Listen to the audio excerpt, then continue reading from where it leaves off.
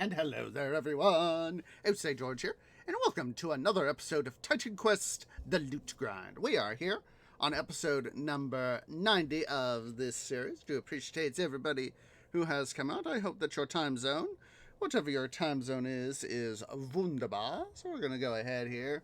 We're gonna get started. Last episode, we were able to get a bunch of stuff done. We got some stuff going in Egypt, a couple other things in the Orient.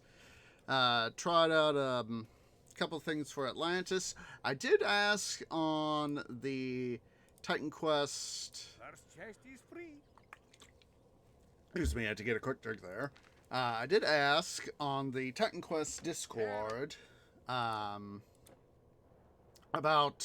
the Atlantis stuff. It was one thing I remember saying I was going to check out. And I said, I know that they said it was potentially could fix it, and potentially could be fixed with the release of Eternal Embers, because there was also a big patch with the thing and all that. And but the only good reply was a fellow user. It wasn't one of any of the developers of the mods or anything like that. He said, yeah, it was probable that it, let's see, Vine Growth, hello. Let's see, Vine Growth. Yeah. Anyway, let's see here, gonna need that. The fellow, Titan Quester that I spoke to said, yeah, it was probable that it's probably been patched, but of course, obviously, there's honestly no way to tell right off the top of the bat. So yeah. Oh, let's see. Let me double check here. Still need bloodletting, dark medicine, grace, Code of Embabara. Let's see. And that is, we're going to need those guys. So, let's see, that's going to be 1, 2, 3, 4. I think that's about it. As I recall, on one of the other ones, we're going to still, it's going to be pretty much full up, I think. We'll have to double check. I might snag some stuff, snag the TQ1 and 2 to check that out on break, chuck them over, and then at the end of our session here, we'll go double check those guys. So, anywho, we're here to, of course, have some fun with stuff. We're here to get our loot, so, excuse me. Hello, Snowcrag Alpha and friends. So, I guess we're just gonna have to wait and see. That guy, of course, almost give. Oh my God! Look at that guy! Look at that guy! He's like, yeah, it's like, yeah, I'm right here. I'm just resting on the side of the mountain. I'm taking some sun in, bro.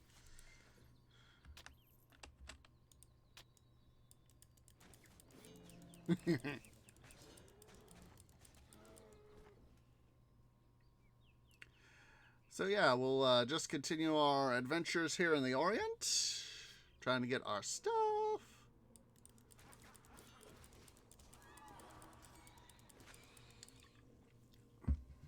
I'll make sure to leave a link to the oh, hello. We got the two blood sisters.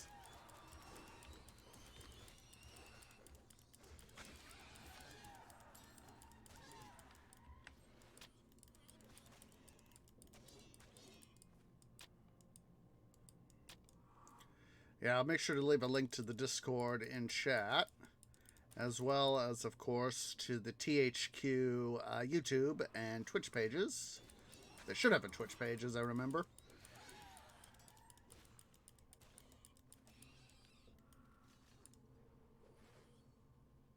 Gone over, dudes.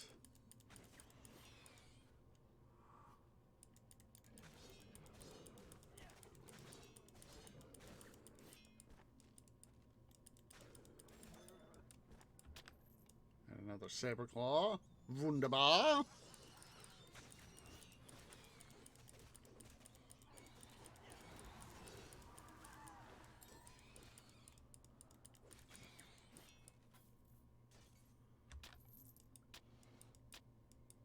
Pick up all this loot. We need it.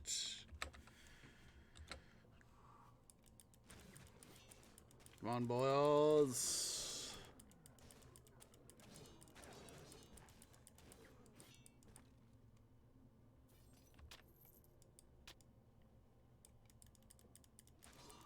Need more energy. That's easier done than said, dude. Let's go ahead here. Yeti! More Yeti.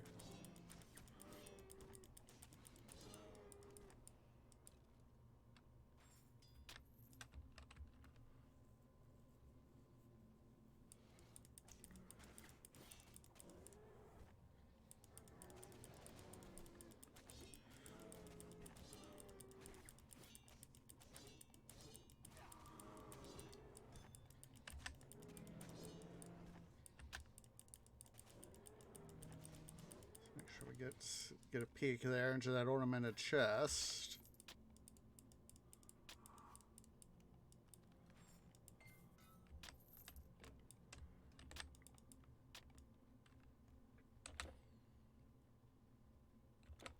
Oh, hello.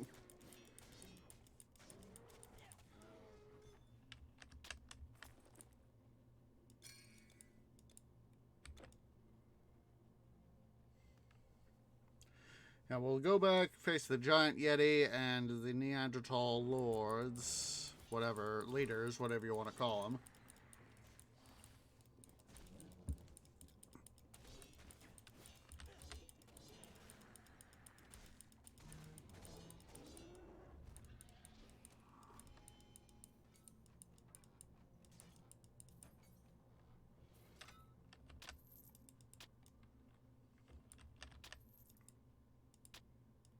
See these two crowns. One's not bad. And there's that one. They're rather good. Of course, I can't use them because those are for mage characters, and I'm no mage. At least Imhotep is no mage.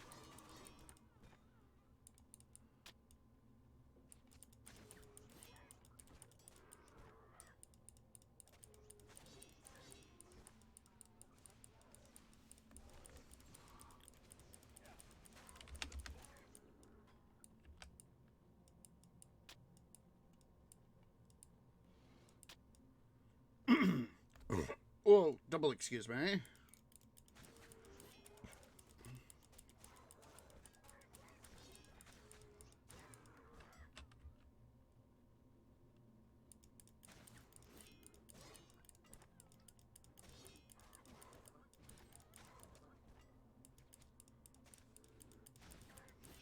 course, we can just easily portal back to the eastern end portal there. Now I'm thinking about wanting to reread the Temeraire series. It's a series by Naomi Novik.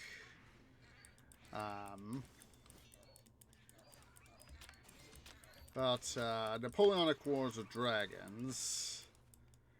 And there is, during the third novel, the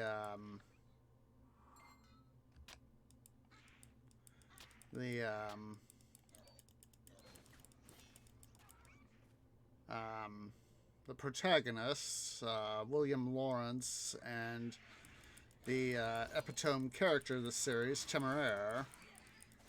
They have to go.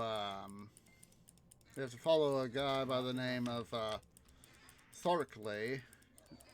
They have to follow him. He's a guide. He leads them from the Chinese Empire to the city of Istanbul. Because they get word from the British government, who is, of course, engaged in war with Napoleon, that, hey, we got the Ottomans are willing to send us a dragon, give us a dragon in exchange for a whole bunch of money. We need you to go there and get it for us. We're entrusting you with this as one of our loyal servants to do such. Right, so I forgot to get the enemy count, baddie count before I got started. Jeez, frickin' Louise tree.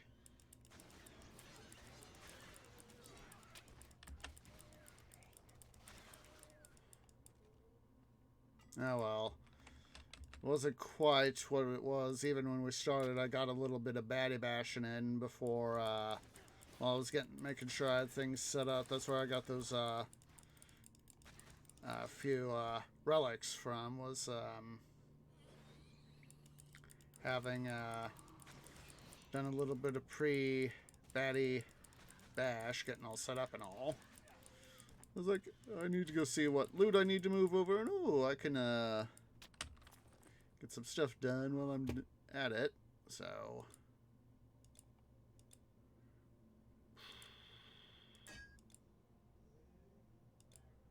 let's see here, just a smidge of reorganization. And it is so wunderbar to have all my potions essentially gathered in one spot. Fewer stacks, you know.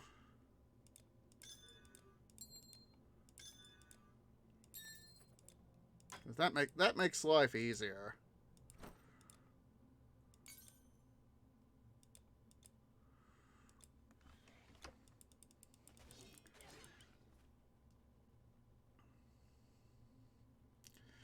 Yeah, that's though it's been a while since I last read that series.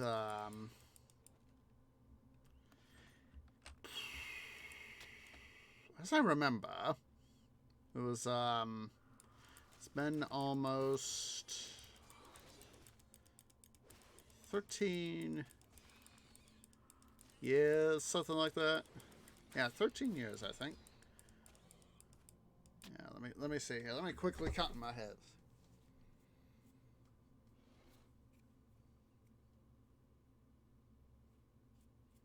It'll be 13 years this coming May. That when I first discovered that series. It's back in 2009. I was, of course, I was in school at the time.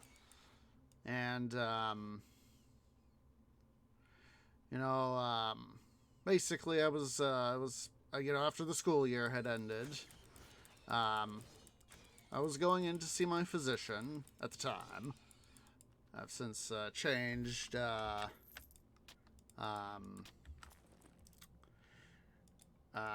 medical arborists, but the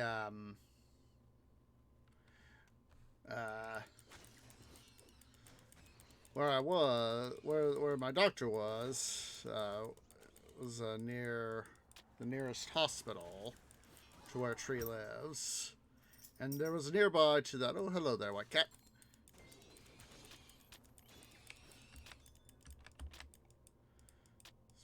Loot, just a second. I gotta let White Cat out. BRB, just a sec.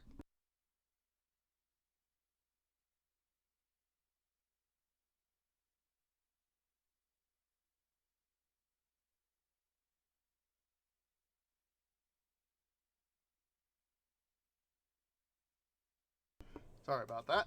So anyway, the physician I was, the medical arborist I was seeing at the time, Tree Mom had to go run some errands. And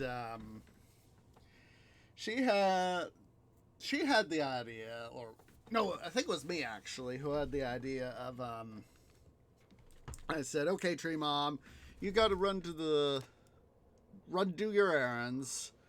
I got my medical arborist appointment. Would you be able to take me, drop me off, run your errands, and then pick me up? And she, after thinking about it for a moment, she said, yeah, I could do that. If it'll save having to save some gas and all that. And so anyway, she I'm gonna go ahead and register here at that rebirth fountain. So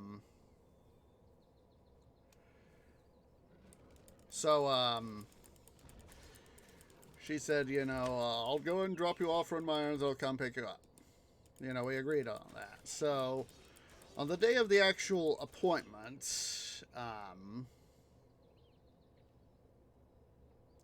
when she dropped me off at the physician's office, you know, the arborist's office, I still say physician. Essentially the same sort of thing, medical arborist, physician. Anywho,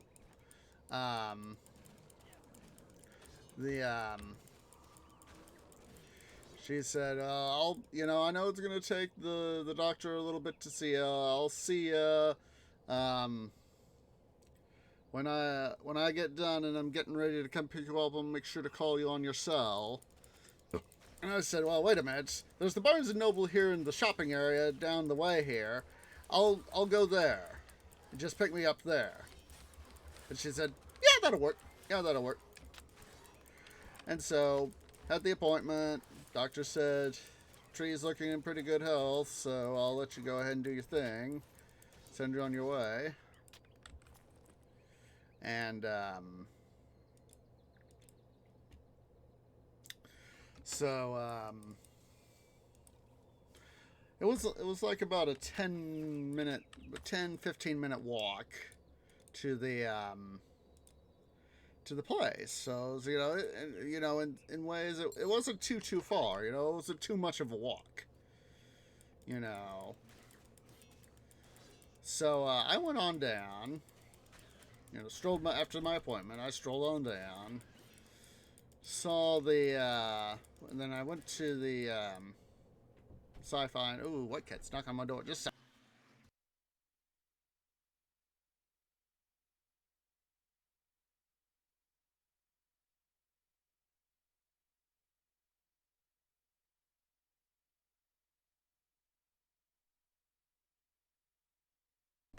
So anyway, as I was saying, it is White Cat. Hello there, White Cat.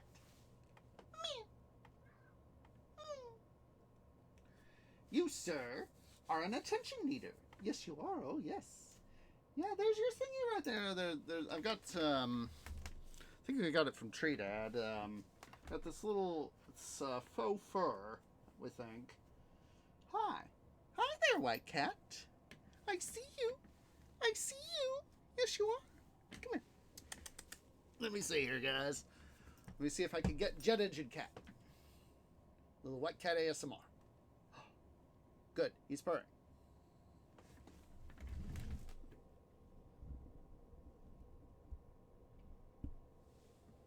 Alright.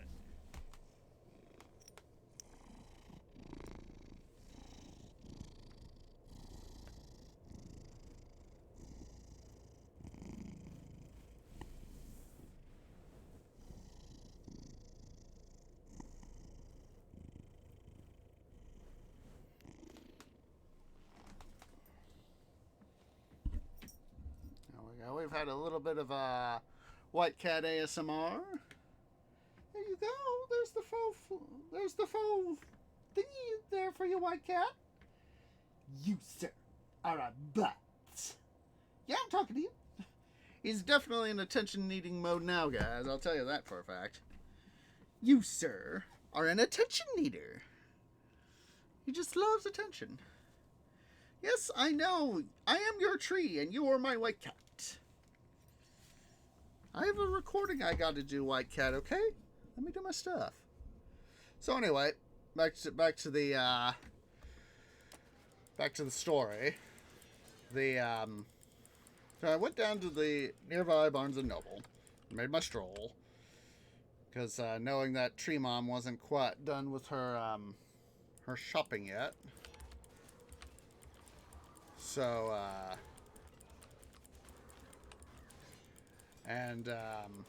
and her other errands, she had like another errand to do too, in addition to the shopping she had to do. So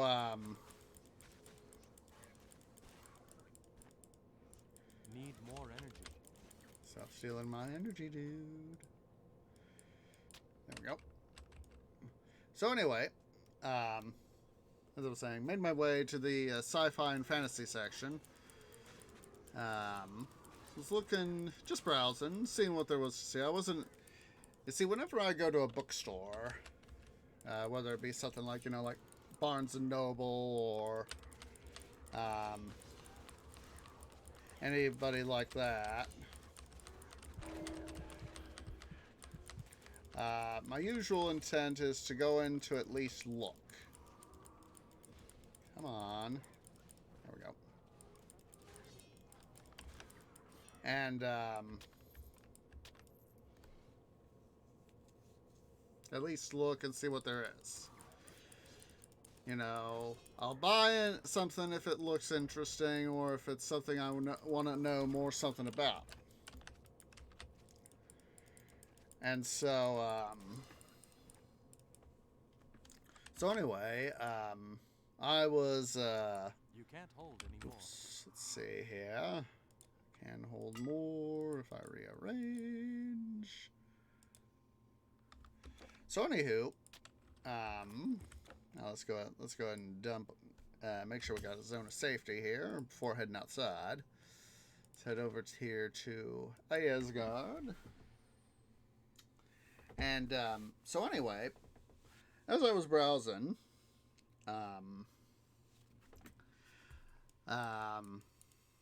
I saw the first novel, His Majesty's Dragon, of the Temeraire series. And welcome, welcome. You won't find any finer arms. So anyway, I was saw the first novel. I was like, what's this about? And I was like, I'm just curious. So I looked on it and saw the description. Napoleonic Wars with dragons. I was like, this sounds kind of interesting.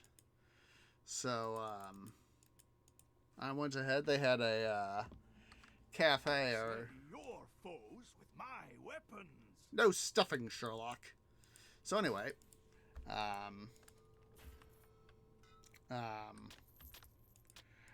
I went ahead and pulled it out and started reading, and I was like, oh my god, this is something I like. Tell me about your gear. And I was like, oh my god, this is for, I think it was like Naomi Novik's first novel, actually. I was like, oh my god, for a first published book, this is pretty good. Could you leave me in peace? I'd like to leave you in peace, but I can't.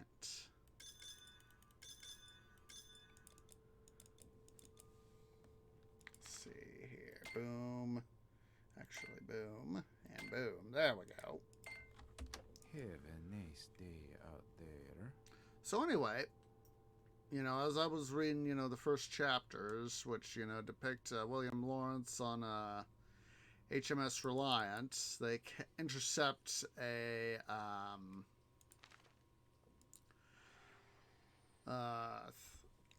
small, I think it's described as like a fourth or fifth rate, maybe even a sixth rate, I think it's like a fourth or fifth rate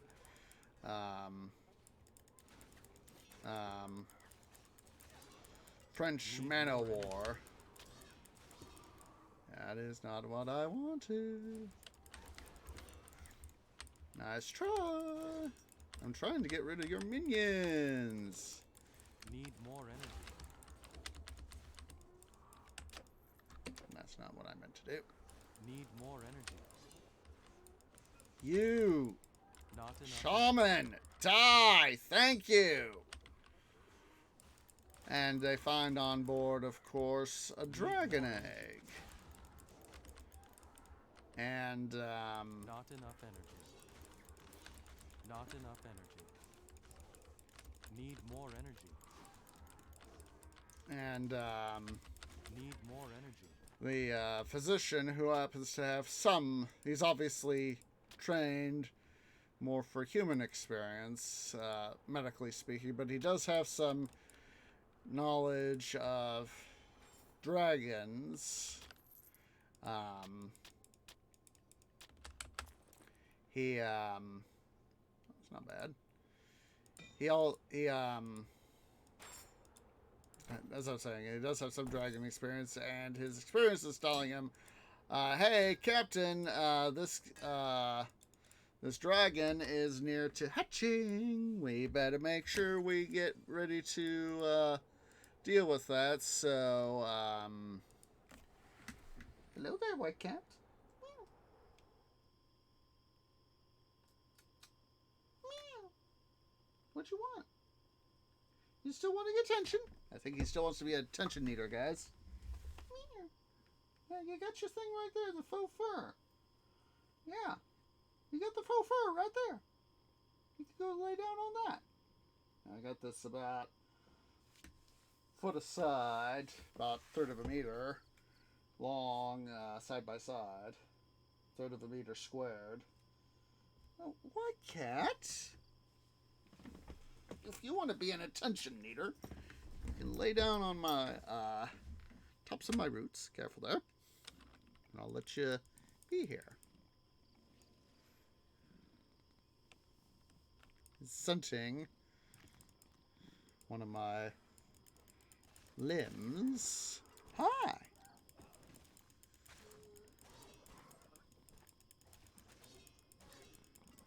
White Cat, please don't scent my twig. My thumb twig. I get the fact that you want attention right now.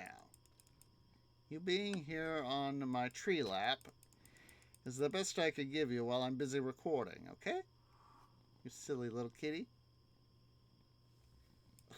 White Cat! He's just really nudging with his noggin.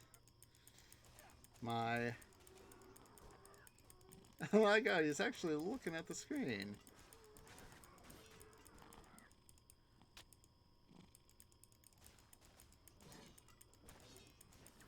He sees the action and is like, this is exciting. Yes, White Cat, I feel you right there. Ooh.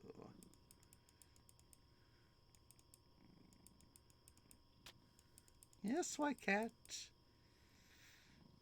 And with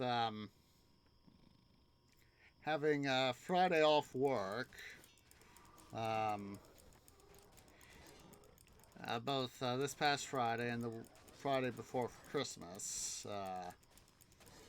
White Cat has just been in attention needer mode. Yes, White Cat, I feel you there. You are a butt, but you're my butt. There you go.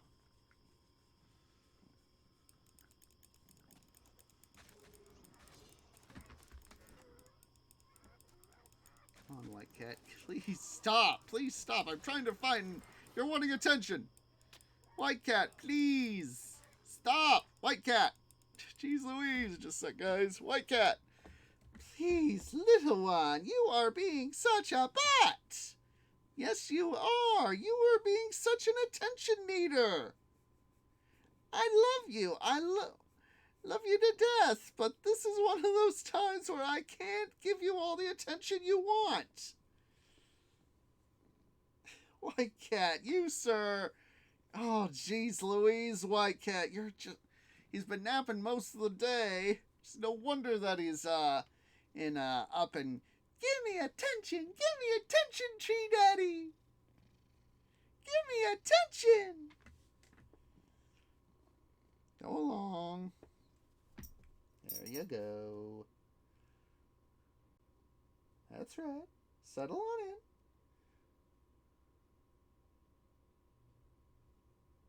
At least he's now sitting on the faux fur square, so that's at least something. So hopefully he'll lay down at some point. Anyway, once again, back to the story. So anyway, Doctor says, Captain, you better make sure we're all ready. So anyway, of course, the dragon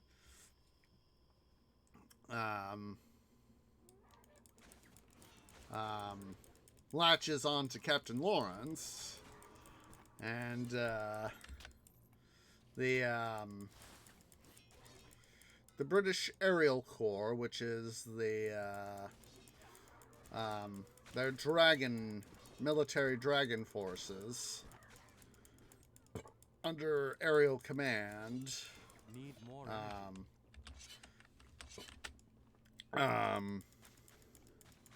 are kind of viewed prestige-wise as the oddball service. That is to say, the Army and especially the Navy are viewed as being more prestigious. And this is due in part because of, if you're a member of the Aerial Corps, you tend, especially if you are the captain of a dragon, you tend to, have to be with your dragon more, and you can't be in society as much. So it's a little bit of a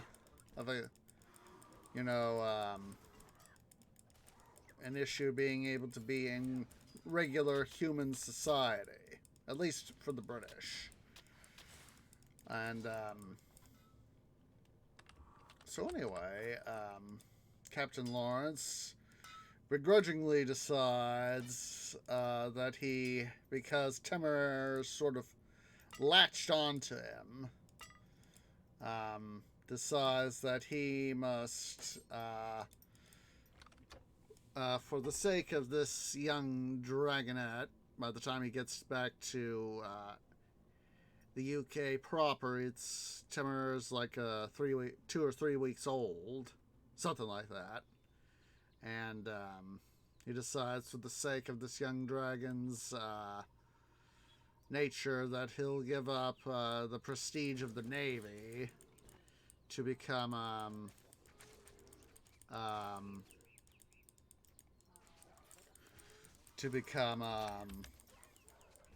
his captain and join the Aerial Corps.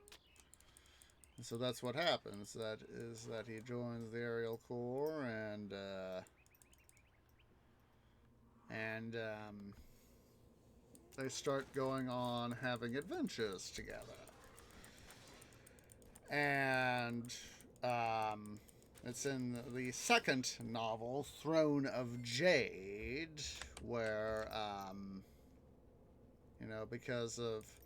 in part because of the events of the first novel, that the second novel, of course, happens, and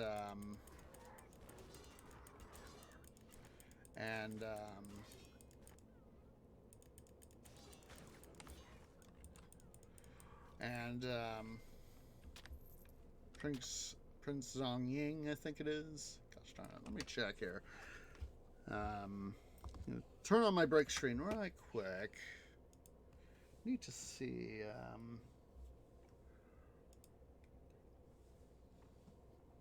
Let's see here.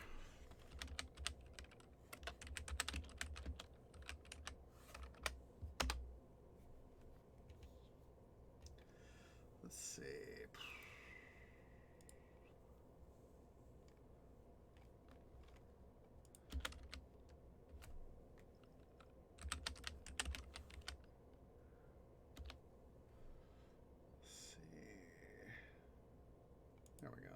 Novik wiki.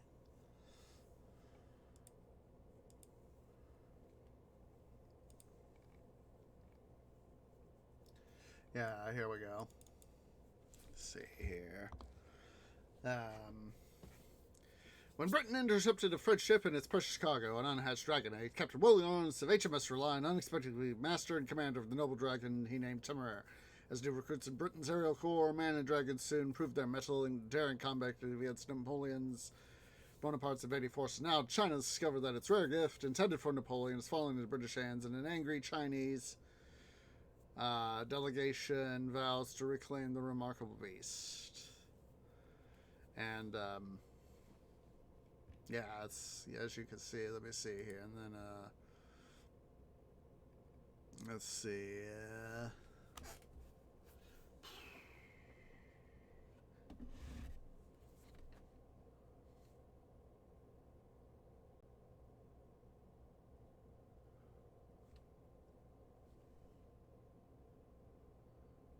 let's see,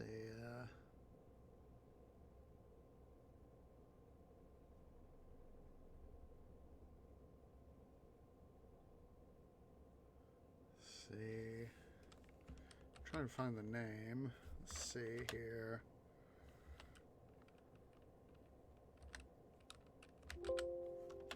There it is. Yongjing.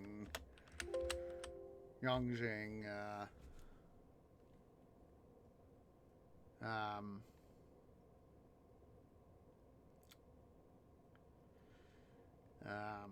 He's the guy who, son of the Jinkan Emperor of China, anti-Western temporary back to China, schemes to ultimately supplant his younger brother's claim to the imperial throne, companion to the White Celestial Lien.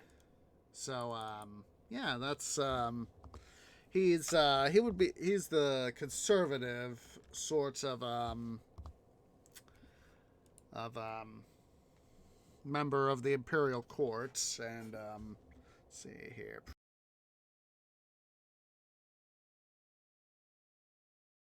And trying to think of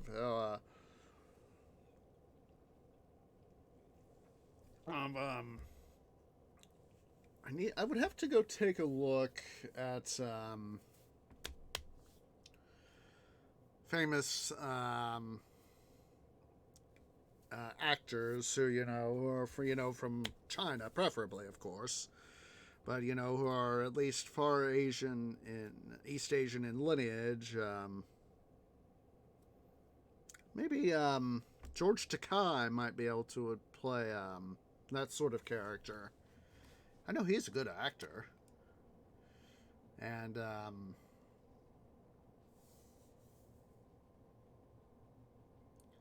but, oh, hello. Pick up that. So, yeah, it is a very, in my opinion, it's a very good book series. It's, got a lot of, obviously, Naomi Novik is trying to be where she can be, as historically accurate as possible. But of course, she has to make changes to stuff for the series, for the sake of having dragons in this alternate history. And that is one of course, the differences between, for example, China and the UK/France initially, is that in China, dragons are far more integral to society. They're far more accepted.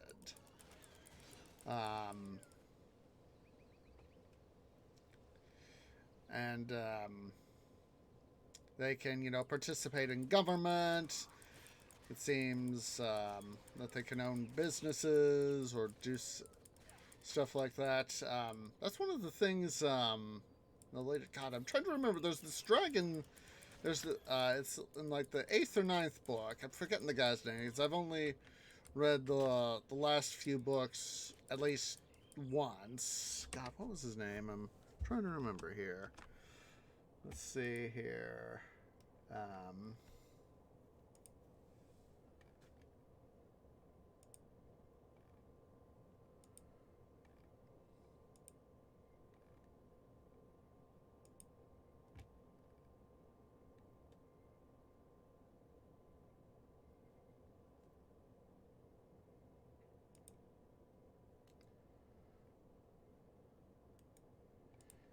It's either in Blood of Tyrants or League of Dragons.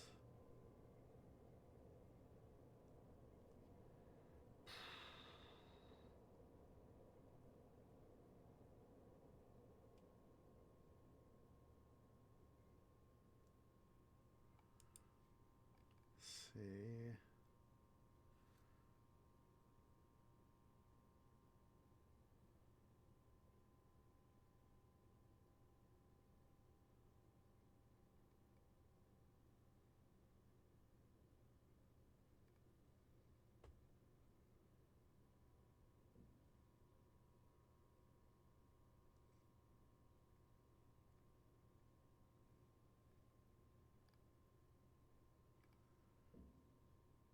Here we go. It's John Wampanoag. That was it. I was like, there was,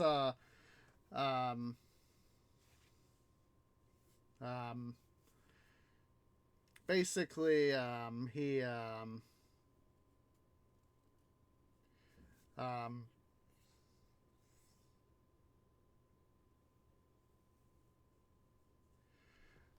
basically, he becomes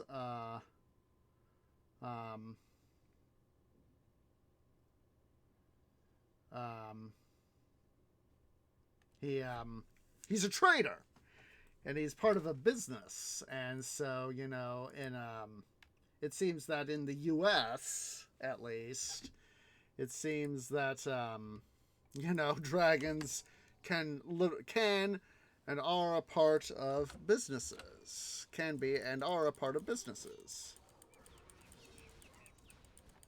Or at least in North America, I should say.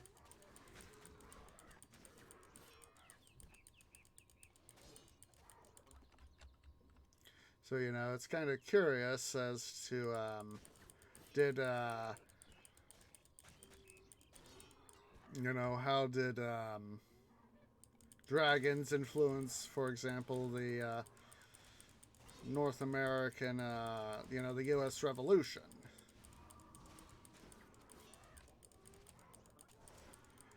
As I remember, like I said, I haven't read the books in a while. I think it's described as being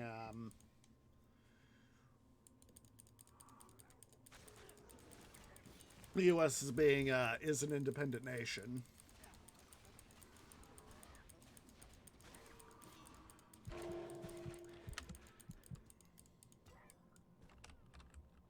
And do that.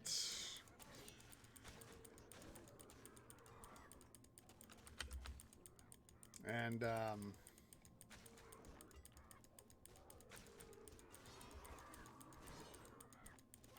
the series picks up, I think it's in 1805, as I remember. So it's or approximately 1805, I think it is, when the series picks up.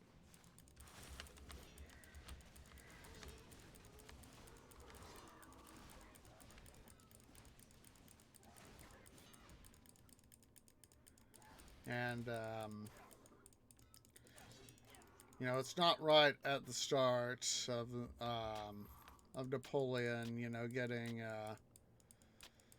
into power. It's obviously several years after this happens that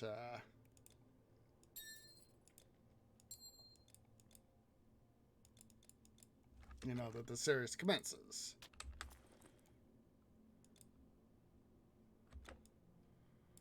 Let's go ahead here and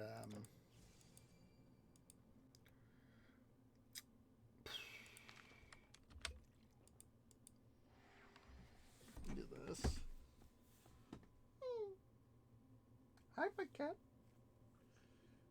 He's just sitting here on the little faux fur thing.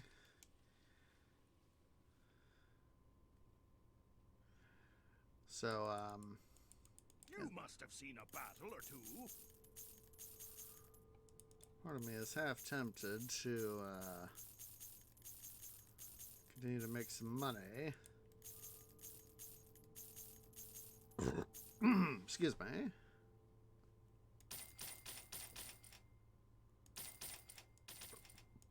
There we go. Always grind and oil to keep your edges keen. No stuffing, Sherlock. Yeah, Hello. I might go ahead and do that. Let's see. On Hall's Glory. There we go. Okay, I'm now tempted to go ahead and White Cat's scratching his ear and his collar. He was even picking up there on the mic. Silly White Cat. Anywho, I'm thinking that once I get done reading Elizabeth Moon's Familia's Regenant universe, that I'll go back and reread the Timur series. Just a sec here. I think White Cat wants out. Just a sec.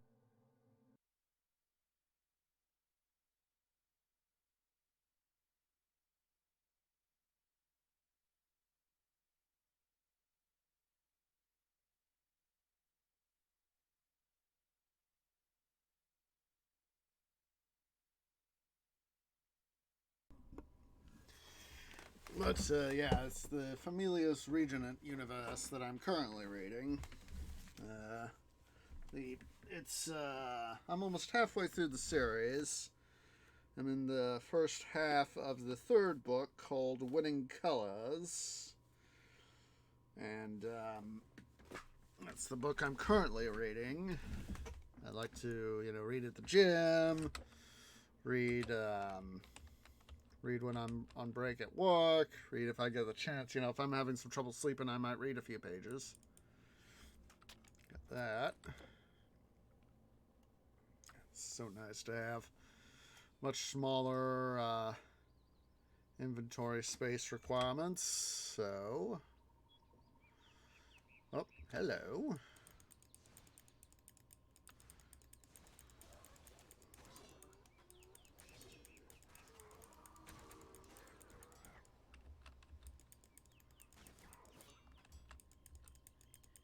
There, dude.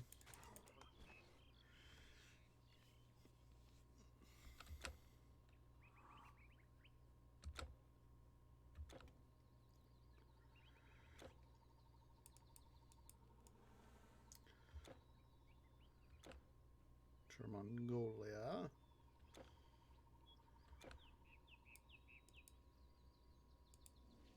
There we go.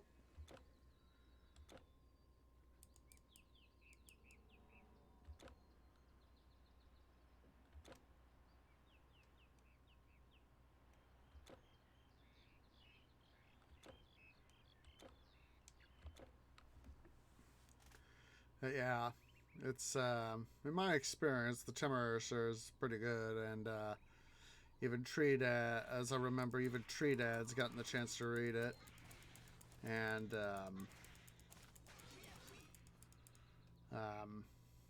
for a number of years, I had the paperbacks, much of the series in paperback, but I've since transited to the ebook versions, but I still have the first novel that I actually got to buy and read of the Timur series, His Majesty's Dragon.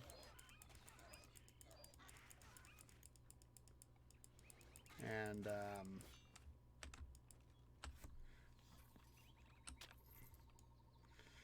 I keep it for sentimental value because, of course, if you... It's not that I don't love physical books, it's just that I found that having my Nook, my e-reader, is far more, convenient. You know, I could literally have, an entire, bookshelf worth of books, literally in something the size of a book.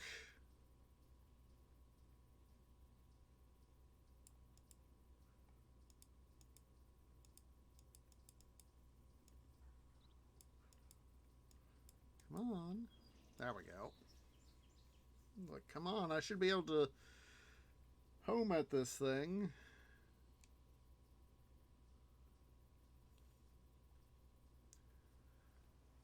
Yeah, I hold on to books that have sentimental value.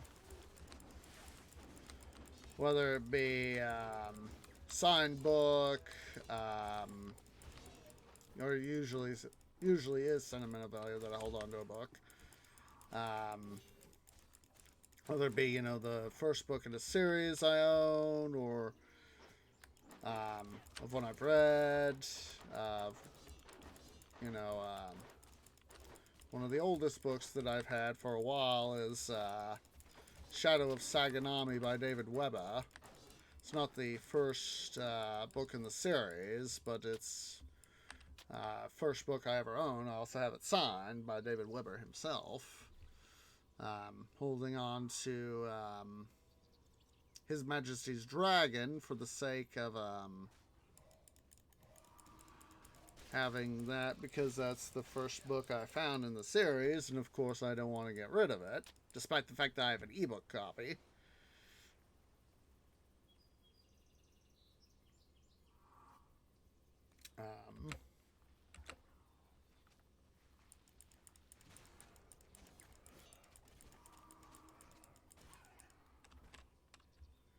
So yeah, I just there are, and then I also hold on to other books if I can't find an ebook version of them. So yeah, that's sort of my three rules. Sentimental, one, if it's signed, or if it's a book that I really have enjoyed reading and don't want to get rid of, being the second.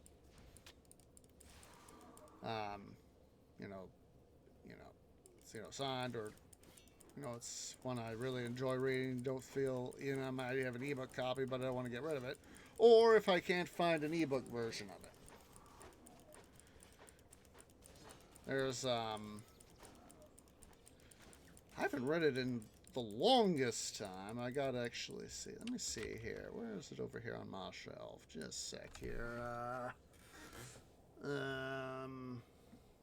not that series. What is it? Let's see, there it is. It's the Blending series by Sharon Green. So far, it's been quite some time since I last read that series. Maybe I'll read that next. But in that book series,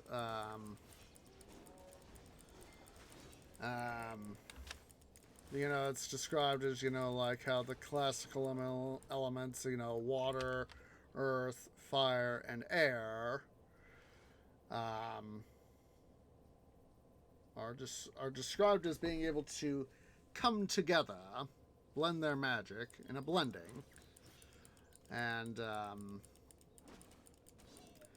I'm forgetting the name of the country off the top of my head, but it's let's see, it's Tamrissa, Valiant, Jovi, Clarion, and Lorand come together, and they're chosen to be a group of commoners, although technically,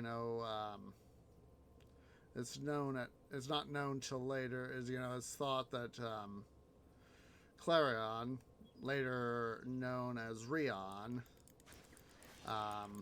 is a noble, but he's actually, later we find out, spoiler, a commoner.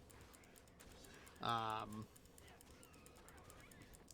that they have to participate in the games of electing a new ruling blending, and this happens, once a generation, once every 25 years. And of course, the country's nobles have rigged the blending stats to be able to have. It's like five. I think it's like 5 teams of commoners and 5 teams of nobles, as I remember, have to compete. It's sort of a war of succession. War of succession. Like March Madness in some ways, but different, of course. And the one of the teams, noble teams that's meant to be chucked aside, they actually get more power hungry ideas because of their own selfish wantons and all that, and so they decide to upset the balance, and the nobles have to go with it. And of course, our heroes decide that they have things happen to them, so they have to deal with the treachery of not only the nobles in general, but the team that seeks power and all that for themselves against everybody else's wishes, and all that. And it's one of these cases of where they ultimately find out, are good guys. They find out about how much the nobles are complete scumbags and all that, yada yada yada. And so it's about time for that country to be reformed. So I'm taking a quick look see here at the time, guys. It's time for us to go ahead and take our break. So yeah, guys, go ahead and stand up, stretch, get something to eat, get something to drink, use the restroom. I'll see y'all here in a few minutes.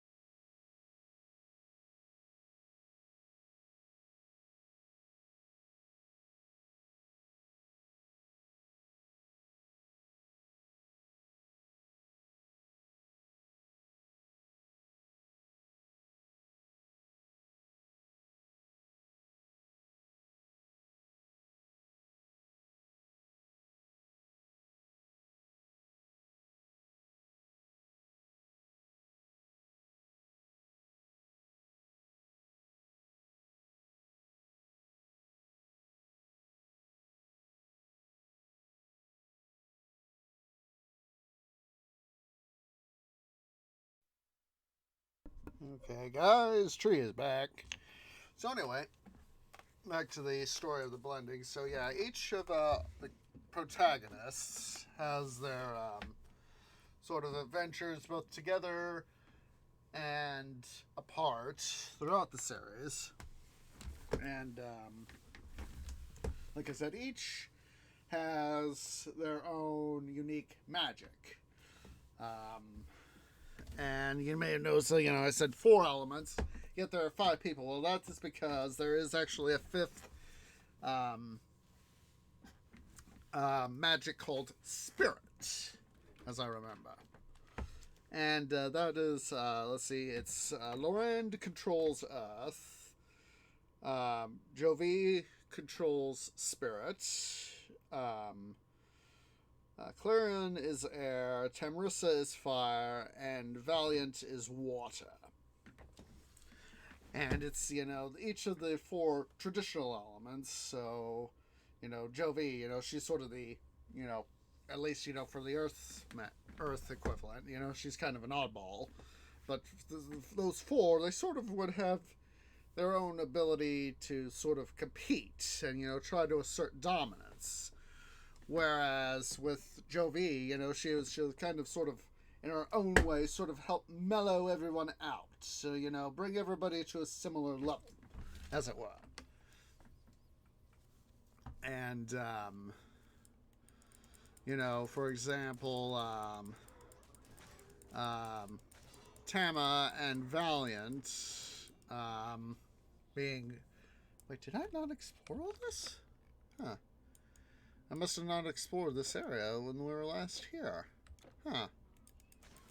There was undoubtedly a reason. I must have gotten distracted thinking about something else. And, so anyway, Valiant and Tama, they have a, fire and water. They have a very, heated relationship. And what's unusual is that, physical intimacy between people of the opposite sex, opposite gender, actually leads to an increase in the power of the blending. So, it's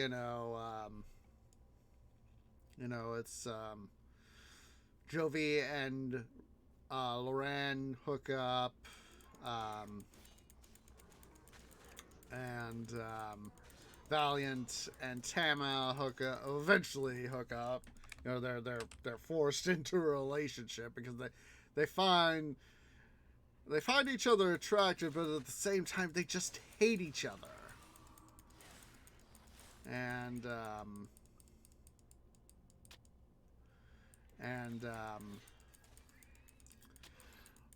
Clarion, being air, is sort of off by himself, but he sort of finds a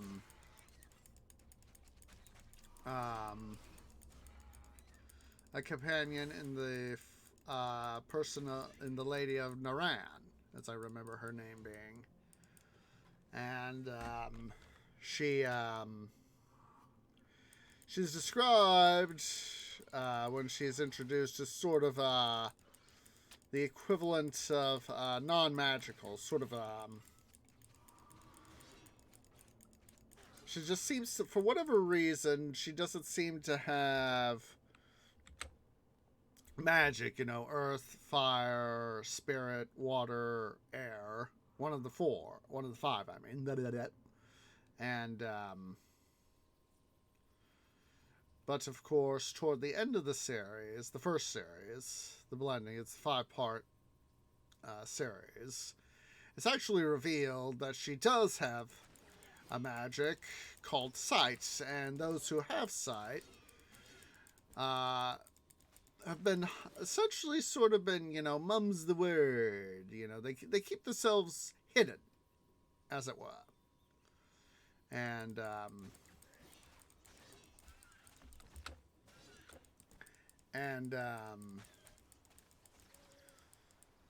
it is, whereas even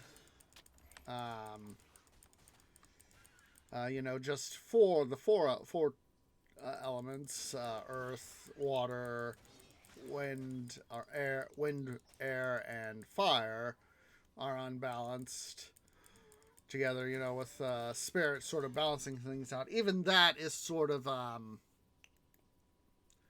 not fully balanced. So that is where Naran comes in as the sixth element, and that helps the situation out, and of course gives Clarion, or Rion, I should say, his companion. And so that helps out, bring 5 to 6, and that helps them out. Because Naran can, initially it's hard for her, but as her experience and abilities increase, she becomes increasingly able to foretell, if not the future, at least some sort of future. And that is how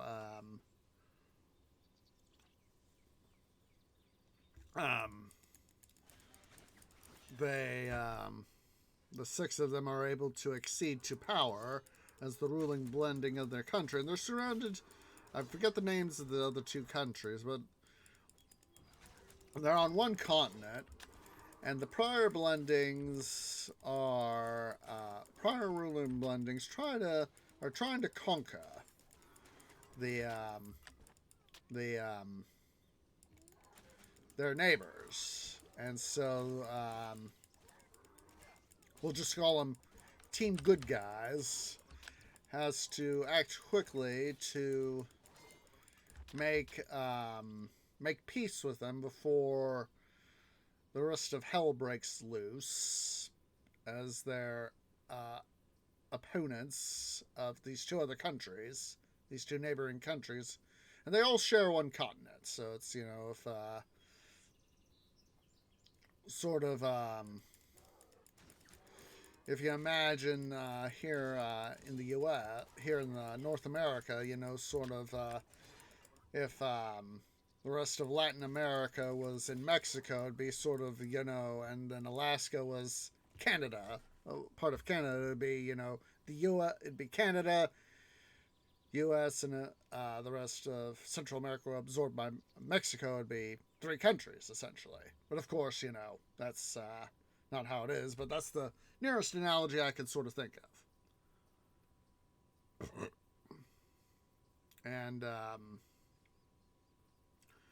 And then it's found that there's actually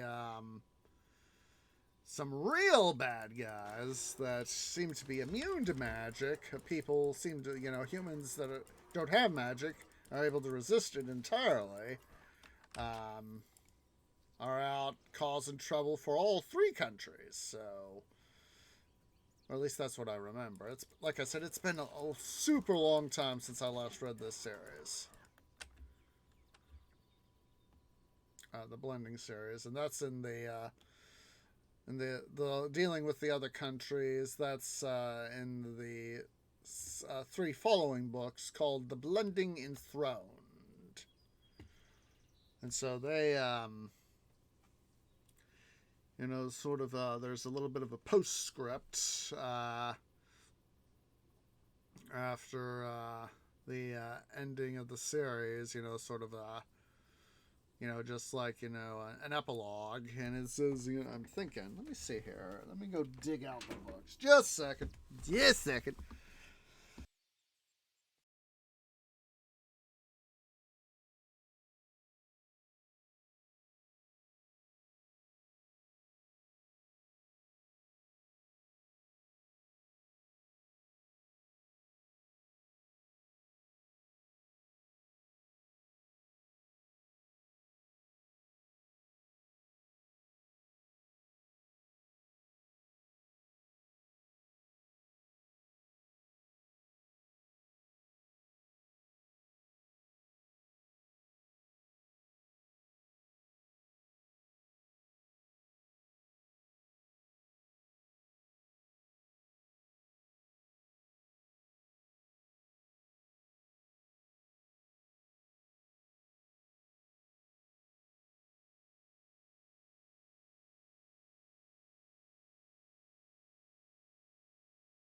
took me a moment there to be able to dig the book out.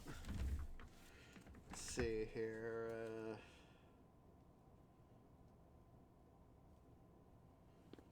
Let's see here.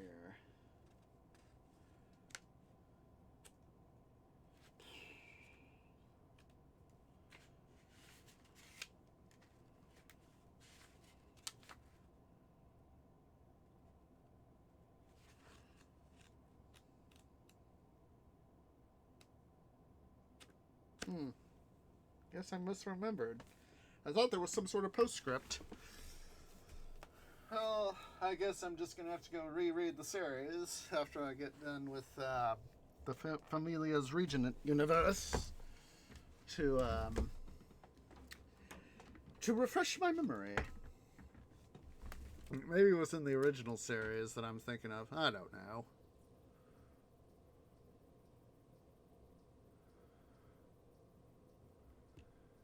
I don't know.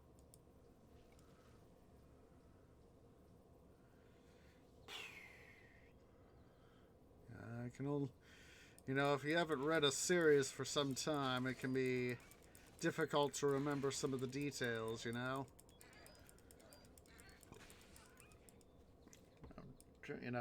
This is the first time I'm reading the Familia's Regent universe.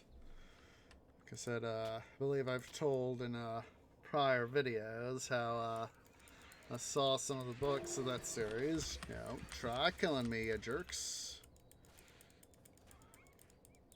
How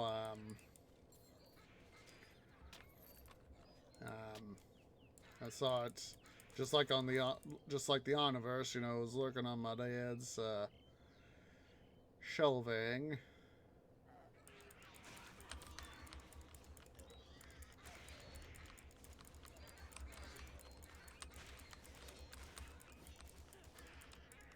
Take that, Zhang, or Zhao, whatever. You stupid giant ping. There we go.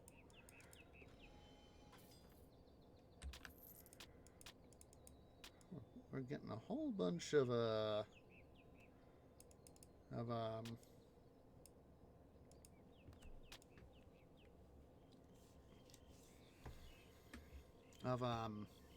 blub blub. Of stuff we don't need, but at least we're making money.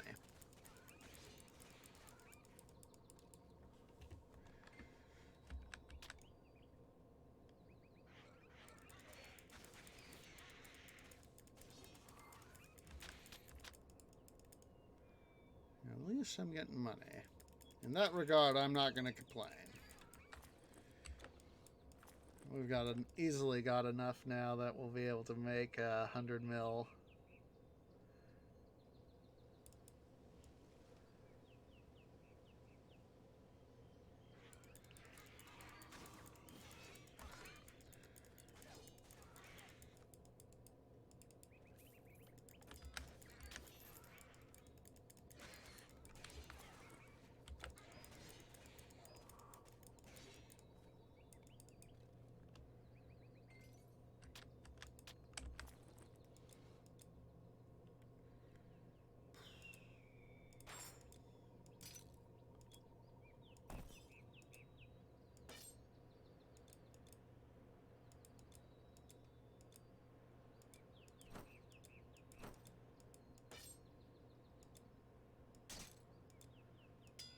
Oops, that was smart.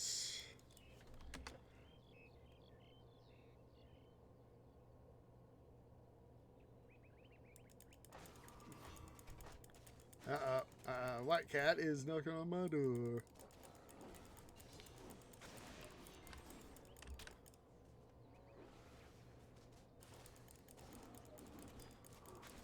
Just a sec, white cat.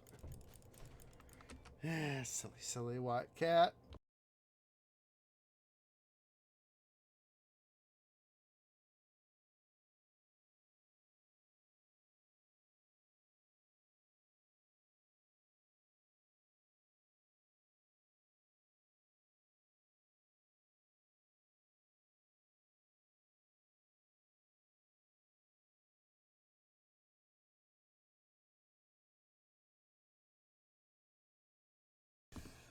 Silly, silly white cat. Silly, silly white cat. Silly, silly white cat. He's such an attention needer.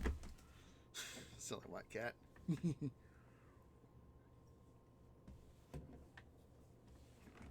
All right. See here. I think I got a thing or two up here. Get the basket. Let's see what we got. Nothing. Nothing, nothing, nothing, nothing, nothing, nothing, nothing.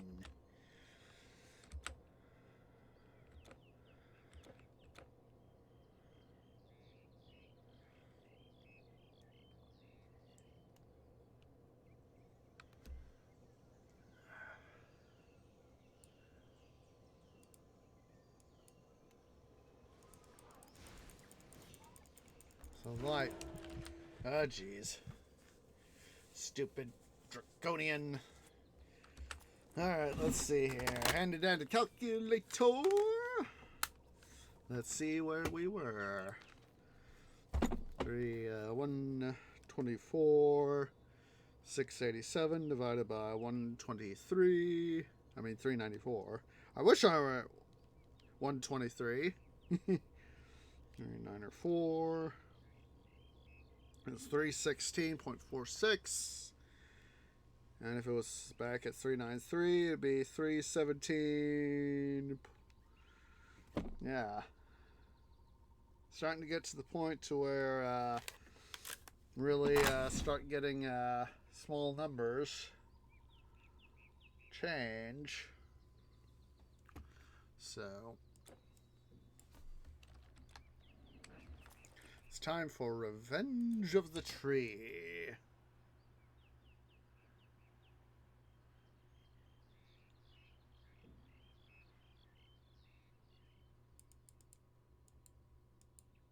Come on, there we go.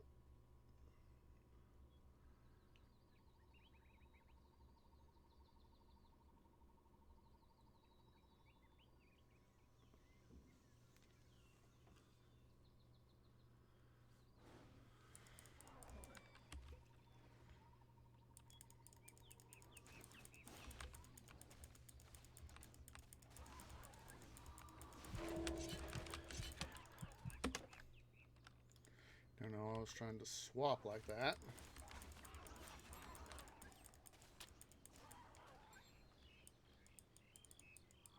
As on yourselves.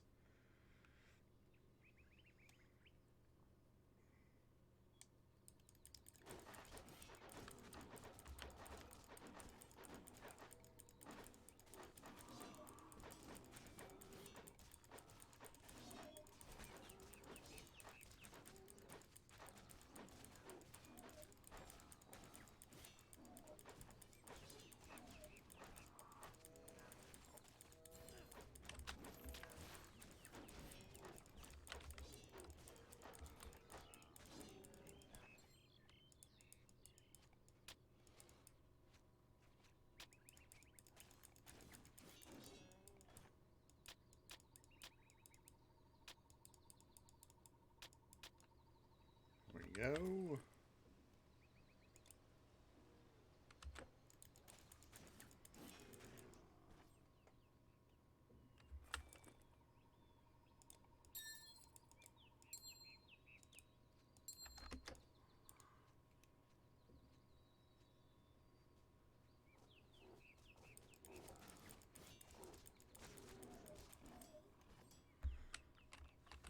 Nothing on those guys.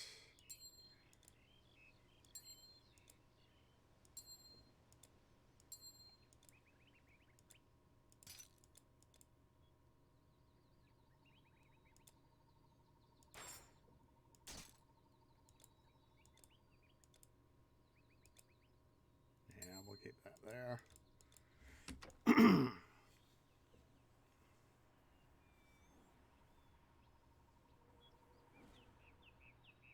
Yeah, I try to read as much as I can.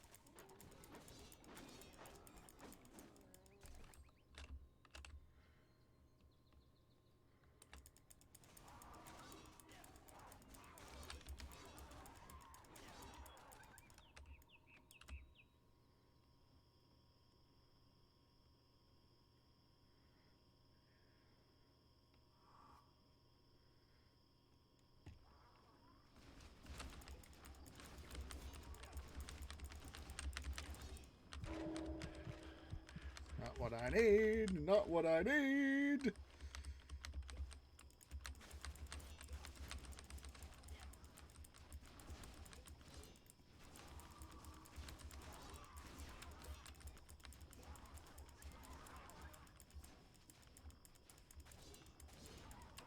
There we go. You can't hold anymore.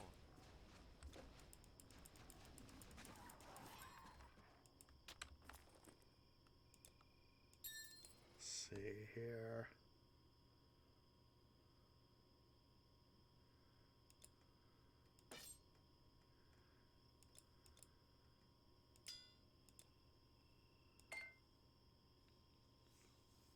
Just trying to see here if I might be able to rearrange stuff. That's, nah, I don't think so. Let's go ahead and portal out.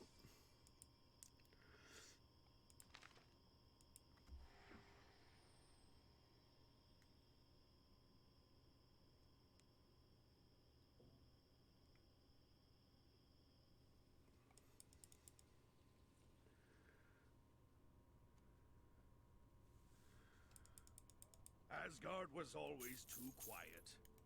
Very little real action around here.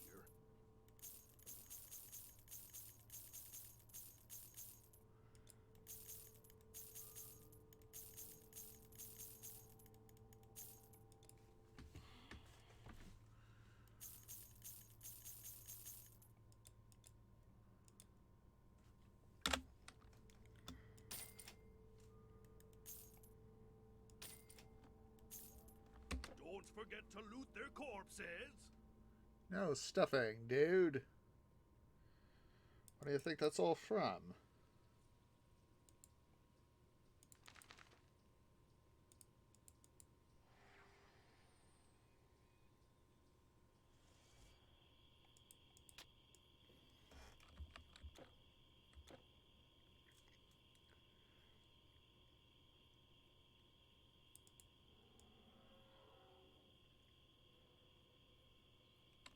Somebody's nearby. Hopefully it's going to be up.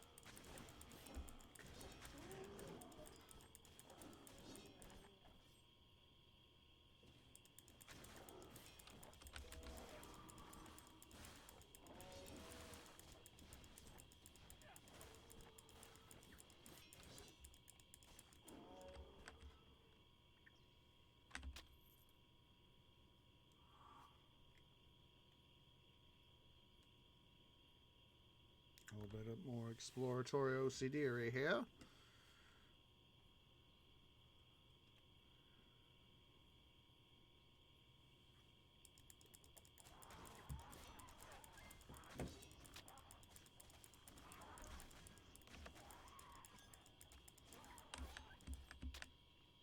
About time we picked up another relic.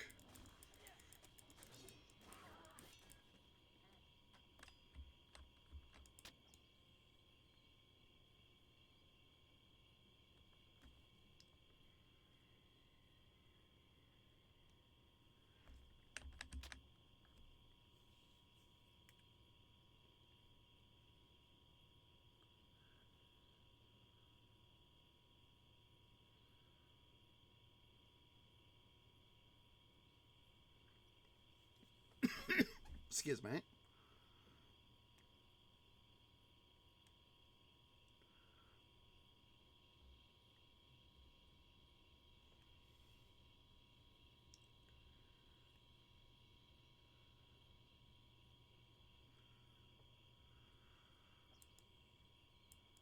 We sell things for magic users here, not for warriors, okay? Good day.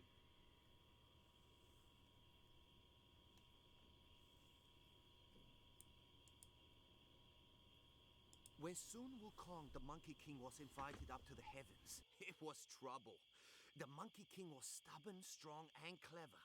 Sun Wukong knew all kinds of magic.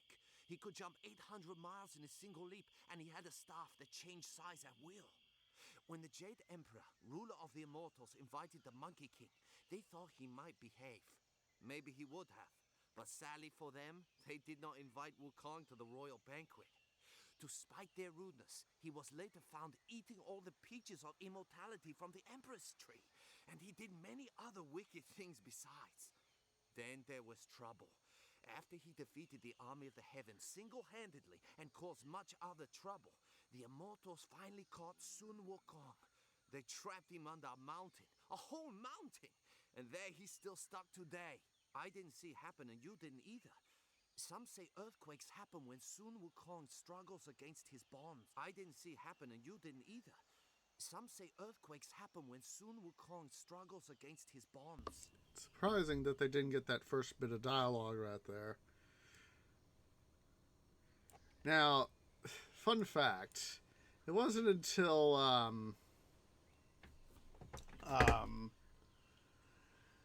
it was my first playthrough on this game that I came and spoke to this lady right here, Lixue, Li Yuxe, however you say it. I know I'm butchering the Chinese. Ah, a guest to our village. Lately, we've only had the rude kind. I mean the monsters. Then I just saw that I really put together. I was like, yeah, ladies are really sexy in this game.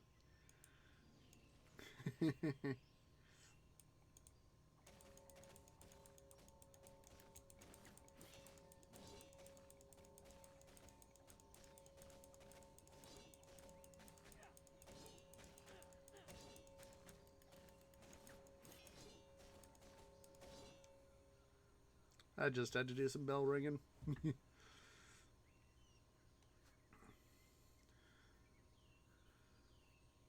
And in this case, I also meant just not like just the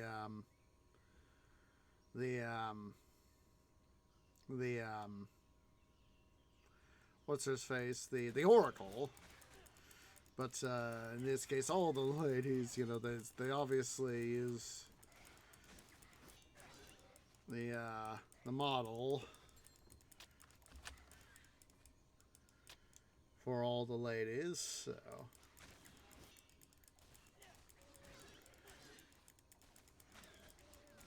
We'll see where we are, let's see here. Thinking we'll probably get to probably somewhere up in here. I remember that there's a rebirth fountain right up in here. So I'm thinking that's where we'll put our bookmark. Because I want to do some fun times over at the transmuter. But we'll get some more money first.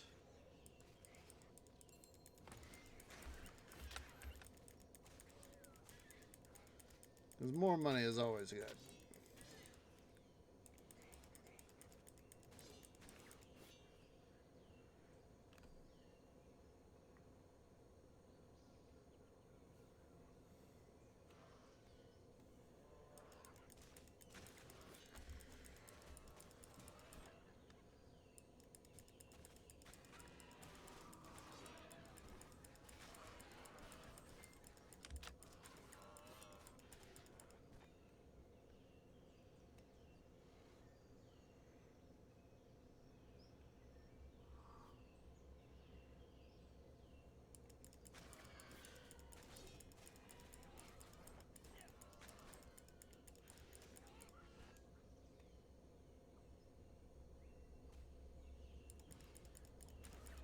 Yep.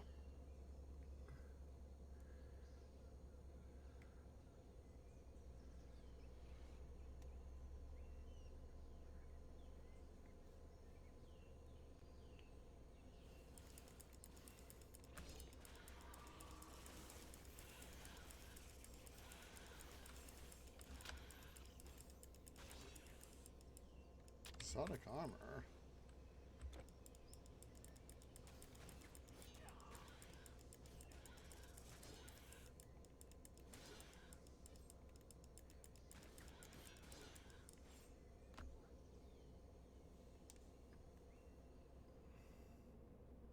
Ret man. Not enough energy. Donkey dung.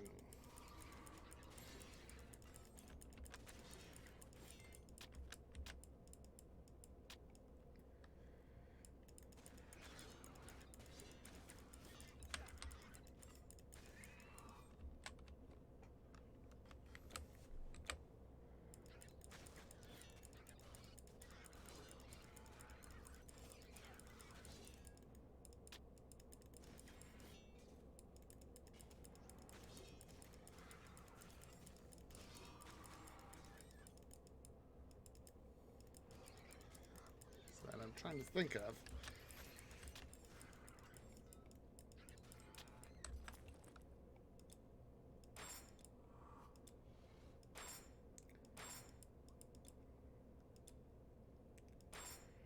I would just love to be able to, you know, have a take, you know, the like this Empyrean leeching Empyrean staff with the siren. I wish we could be able to, you know, turn it on its side to you know, to stow away more stuff, you know. I just wish we could do that.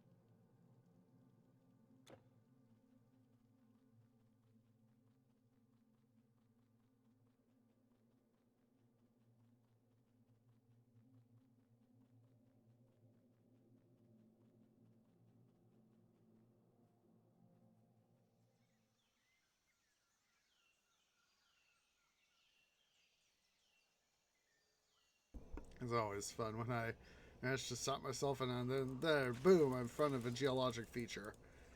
Or other something. It's always fun to have that happen.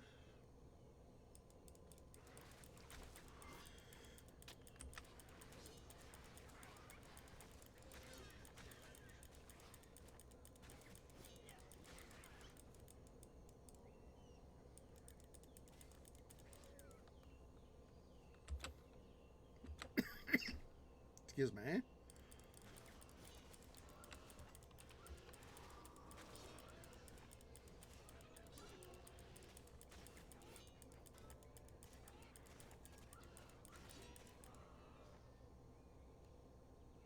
Gosh darn it. I'm suddenly thinking about railroad stuff again. God, I'd have to go. There's this one area, I remember, this one lake that had a miniature railroad on it. More energy. I have to go double check to see if that...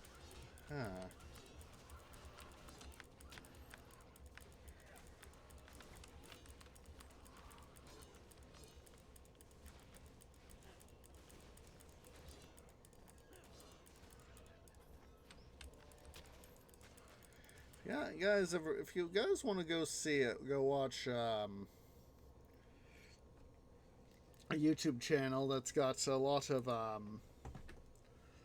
miniature live Steam. You guys need to check out the Steam channel.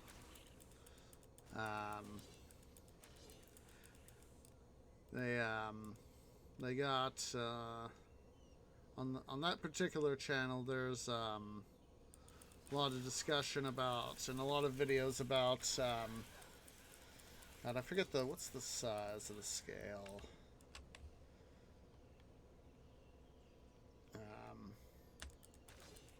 I know there's a scale, so that refers to I forget it's like 1/6 scale, I think. Just a second here.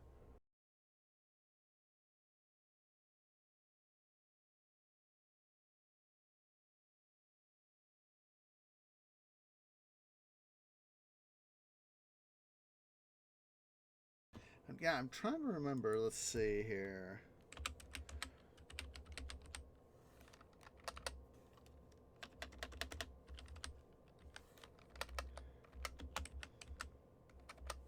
Let's just do. All right.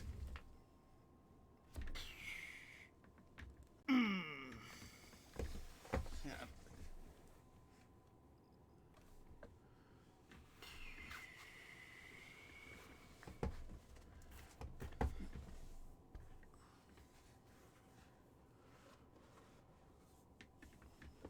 I know Here we go. Here we go. Found it. Come on. There we go. Alright, so, for,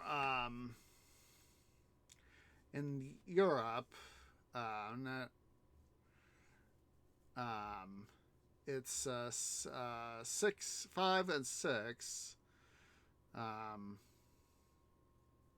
Those are, 1 to 11 and 1 to 8, 127 millimeter and 184 millimeters, or 7¼ inch, live steam. And let's see, MRA.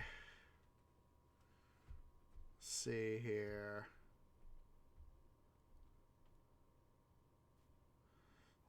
Yeah, essentially 1/12, 1 inch. Let's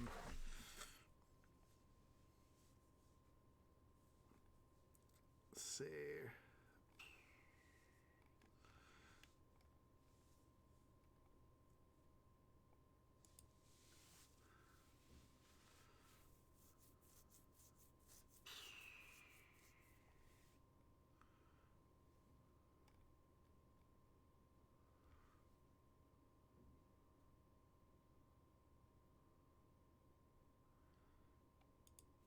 Yeah, I think it's like 5. I'm suddenly remembering. I think it's 5-inch gauge and 7¼ inch gauge. As for the right here,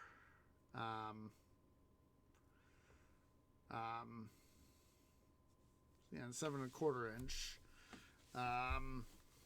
For the states here as well. Let's see here, just a second.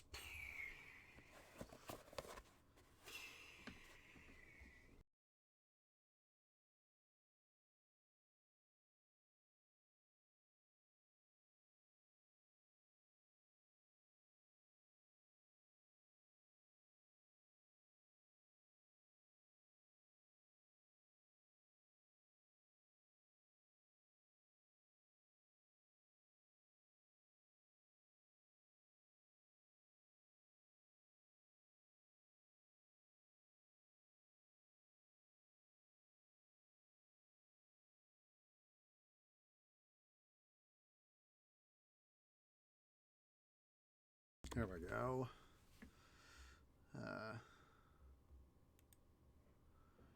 Found something here. Yeah, this is here we go.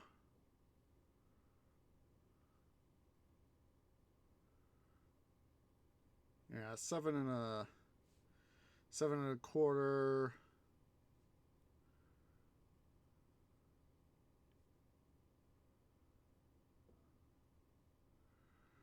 Yeah, 7¼ 154, or yeah, 5-inch. Yes, yeah. Live steam is 5-inch. Yeah, 5-inch, 4¾ 121 millimeter in U.S. and Canada.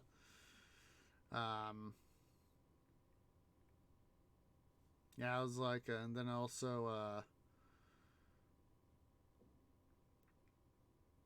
yeah.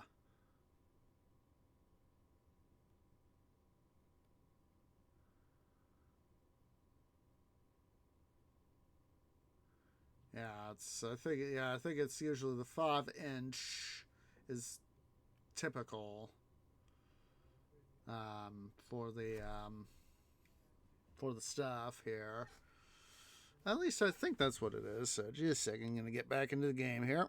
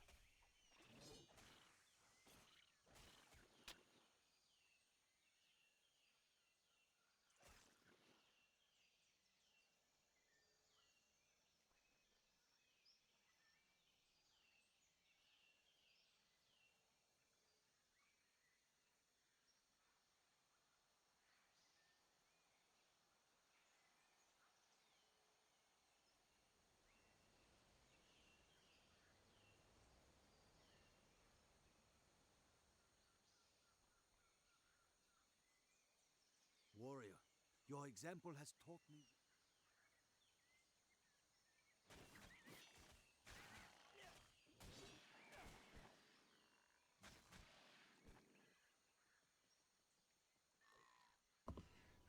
I just realized that my mic was still muted.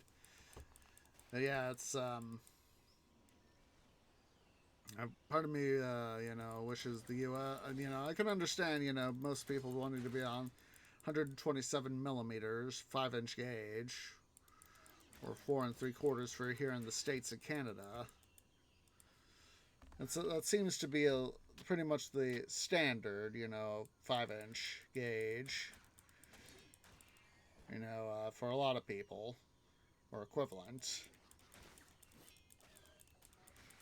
But part of me really wishes that here in the States that we would go to the metric system.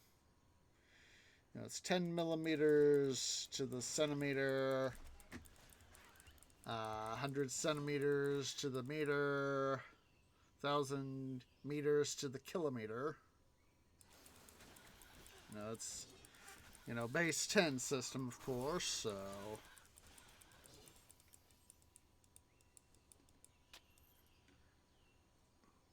So yeah, part of me really wishes we here in the States would finally go to the metric system.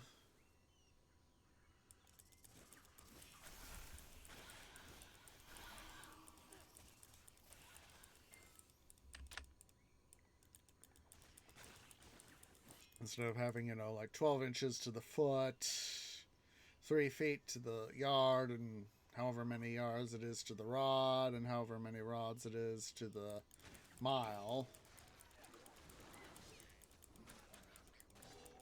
I know it's 5,280 feet.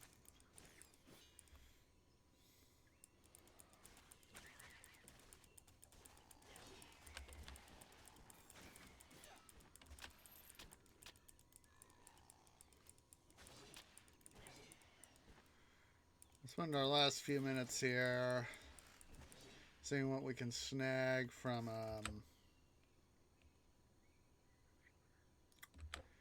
the stuff over here. We'll just go a little bit here, not too far. Just that rebirth fountain there is actually a good stopping point for what I want to do today. It doesn't hurt to get a few extra monsters killed and a little bit of extra loot gained, We'll go ahead and go into this cave right here.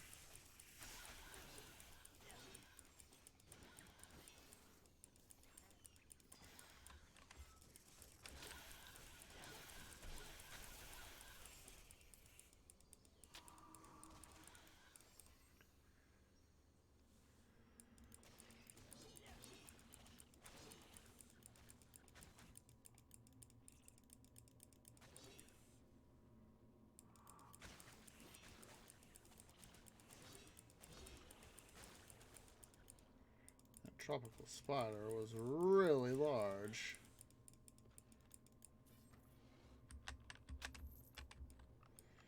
Alright. We're going to go ahead here. Let's head off to the north. Here to Asgard. We're going to make a sale. Going to deposit our loot. And potions in with the caravan driver, and then we're gonna head off to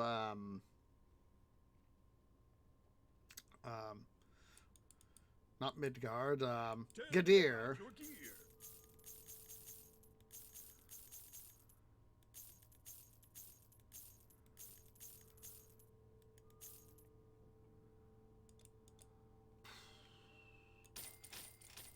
There's that. Always grind and oil to keep your edges keen.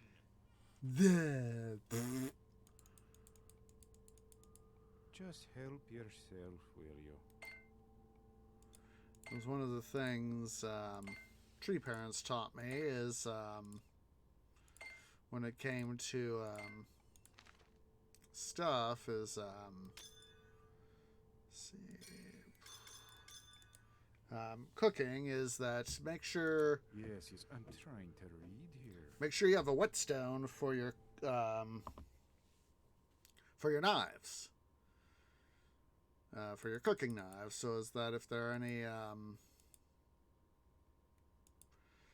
troubles in that regard, if you're trying to, cut a beef roast or cut a leg off a chicken or anything like that, or anything, and you're having trouble. See how much money I got. I got enough. Let's I've already muted you guys. Let's check some epic orbs.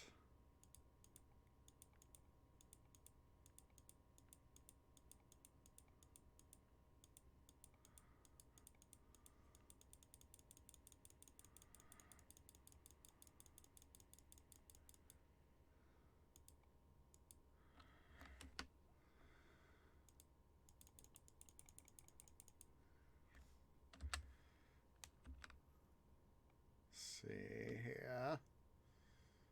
Aries.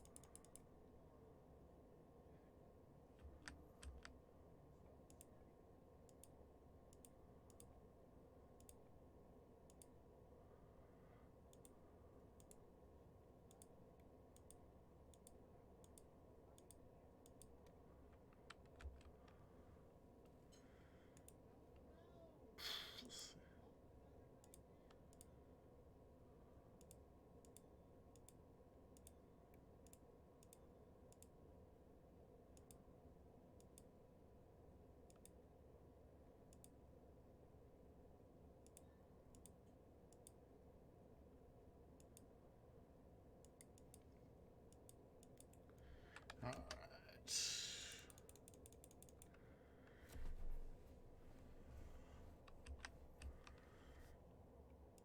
So I already got Nexus of Insanity.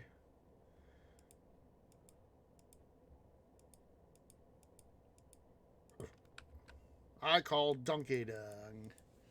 Let's see here. Let's do some rearrangement.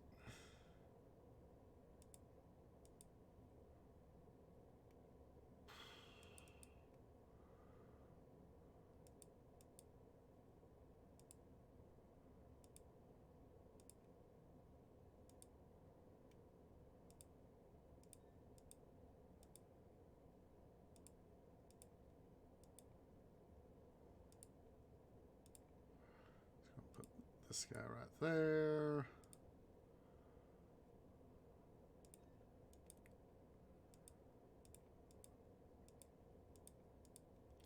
About all I can do, so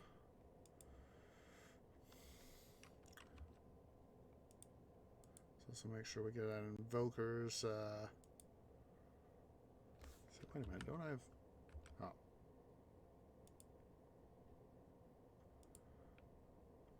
All right, let's go here to as God, as God, as God.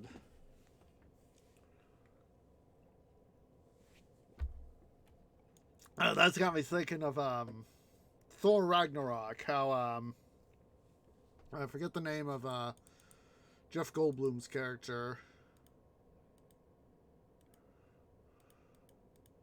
Let's see, I already got that. Got that.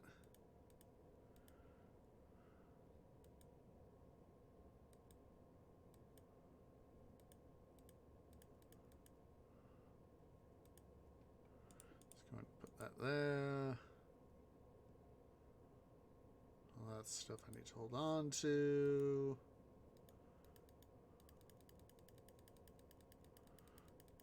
At least we're making some of our money back, so das ist gut. Das ist wunderbar. Or in this case, loot the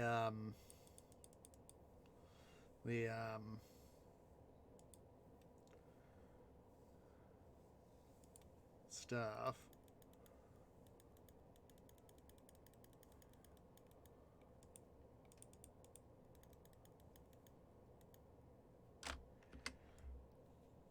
Got to sell that knot of ISIS. Department of Death. Excuse me.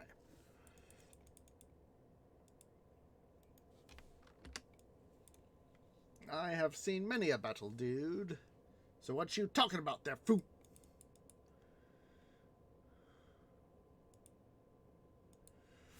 I use the main portal at Gadir to come out. That way I don't have to worry about constantly having to reset my personal portal.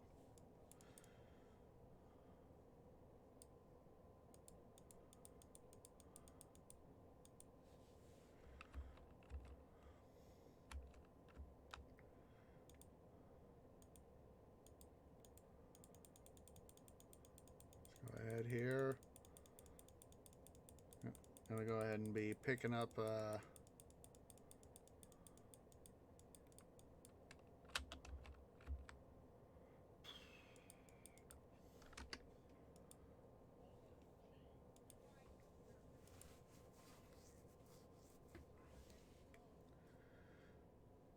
we need to get some of our money back.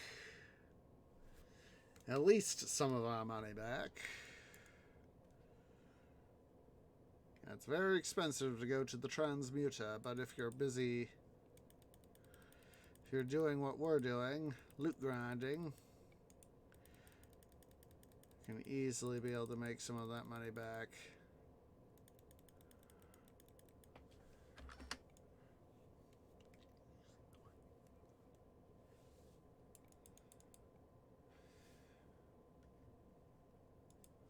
Might be a little bit of a pain in the arse to go here to Asgard. Wait a minute, could we go to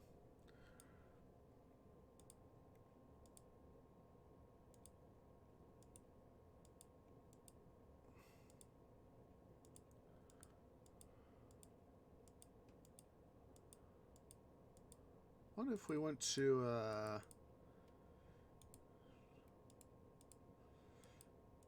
might we still be able to get the same thing?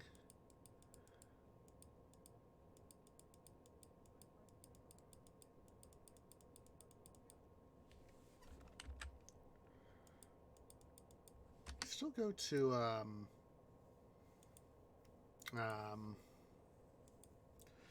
that one diverger here in Jotunheim. Would we still be able to get the 300k? Let's find out. It's time to ask it's time to see if we can have a good question, or a good answer to our question. There we go. I was getting myself all da.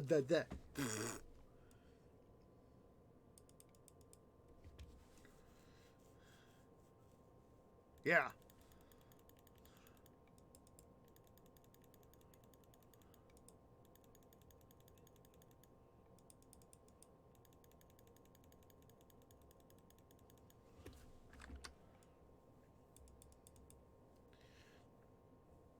Well, given the fact that I'm taking gold from him.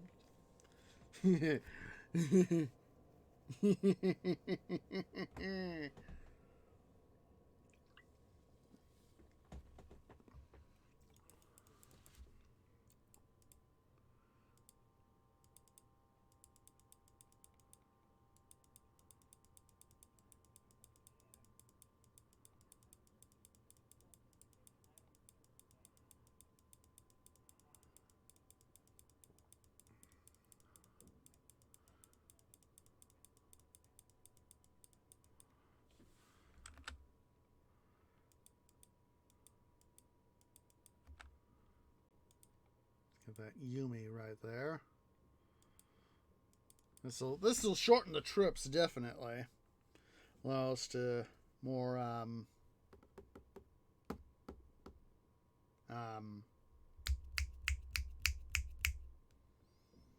get things done more quickly. There we go. I was having one of these sorts of moments, you know.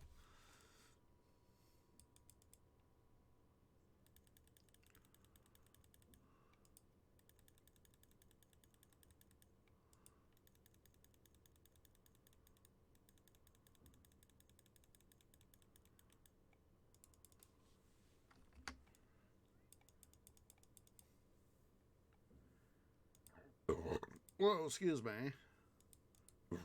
Excuse me again. But it felt good.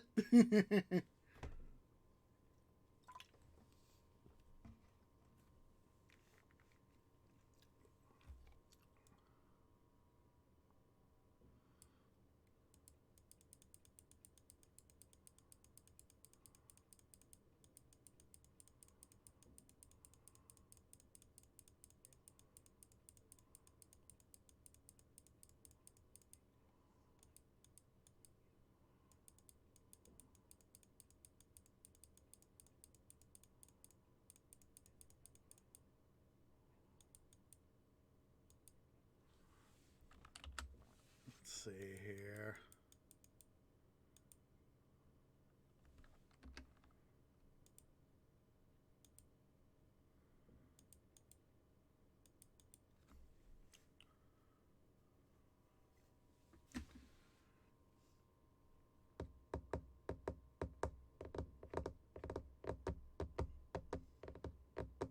Come on, game. There we go.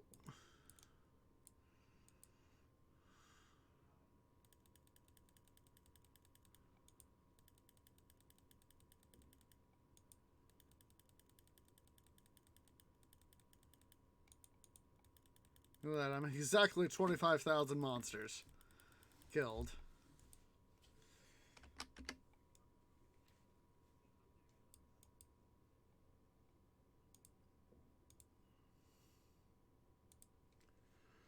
Right,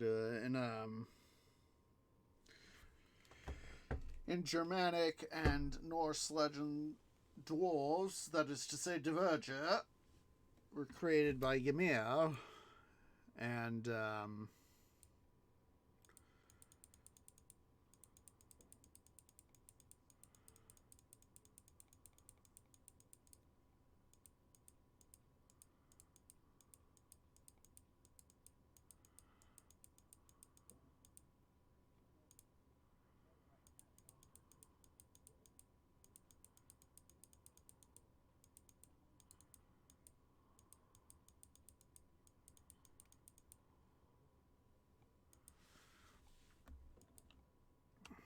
let's see here.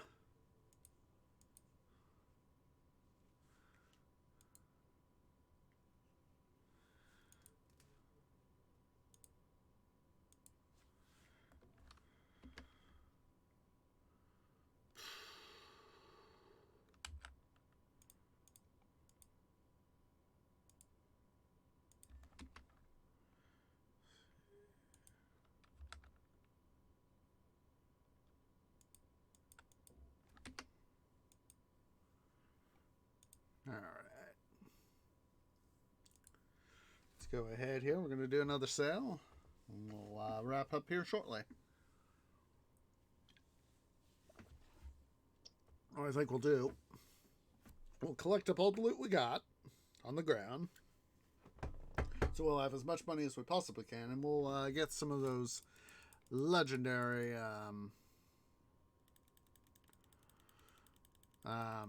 orbs. See what we can get.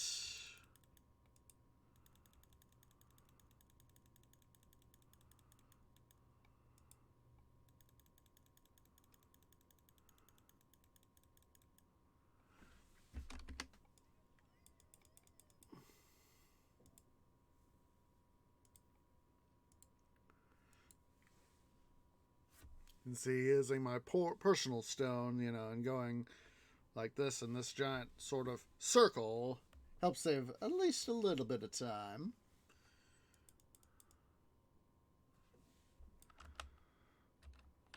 It looks like we're starting to get to the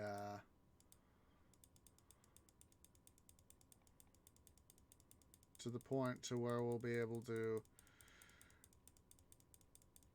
do stuff.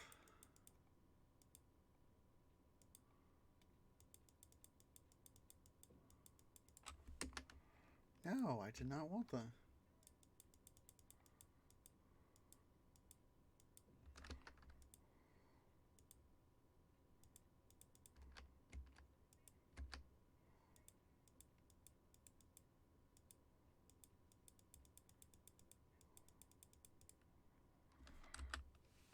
might have some additional space here shortly, so see here.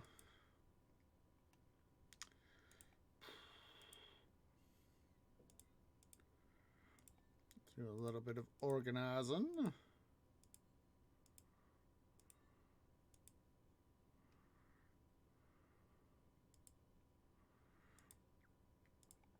By doing stuff like this, make at least a little bit more room.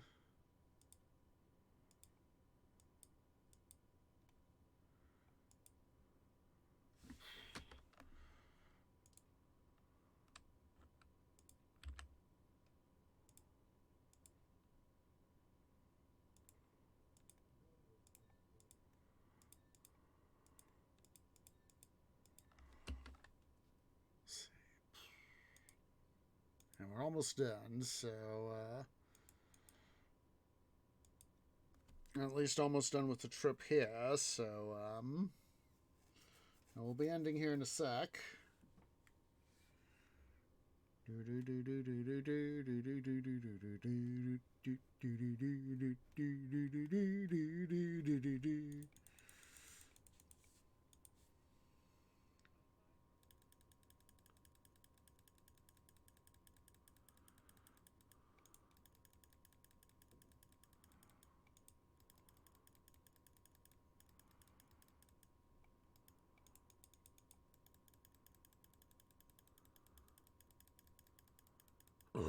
Oh, excuse me.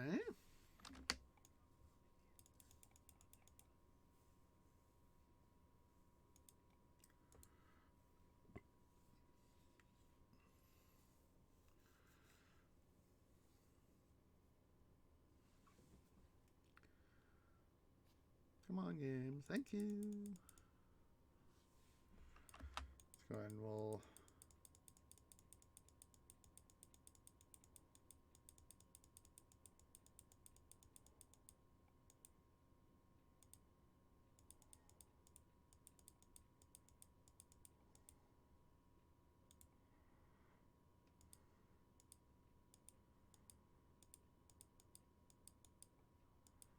There we go. We picked up all our garbage. Let's go quickly make just a smidge more money, and then what we'll do is we'll do a purchase of legendary spheres.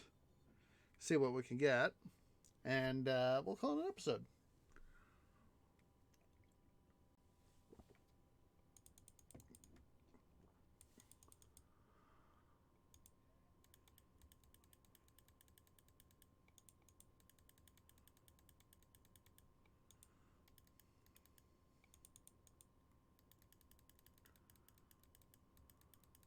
There we go. You wish. This time we'll use our personal stone for that. We'll go ahead and buy 8 the dead legendary spheres.